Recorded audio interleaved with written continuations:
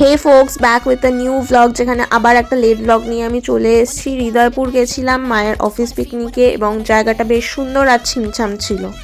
The picnic was of department of post, যেখানে আমার মা জব করে এবং বেশিরভাগ অফিসের লোকজনই ছিল। So the day started with কড়াইশুটির কচুরি অ্যান্ড কষা আলুর দম, ফলোড বাই মিষ্টি। খেতে দারুণ ছিল। অ্যান্ড তারপরে কিছুটা খেলাধুলা, ঘোরাফেরা সব কিছুর পরে I made a couple of friends there, মানে my office colleague এর বাচ্চারা, and we were having chicken pakora. Then later on we had simple বাঙালি খাবার দাবার, which was ভাত, সবজি, ডাল, আলু ভাজা, ঝুরঝুরে আলু ভাজা, then followed by দই কাতলা।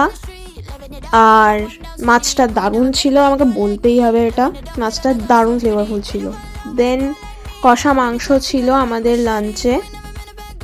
আর তারপরে শেষ পাতে ছিল চাটনি, পাঁপড় আর মিষ্টি। আর দিনটা সেদিন দারুণ কেটেছিল, খেলা, গল্প, আড্ডা সব কিছুর মাঝে একটা ডিফারেন্ট কাইন্ড অফ দিন ছিল।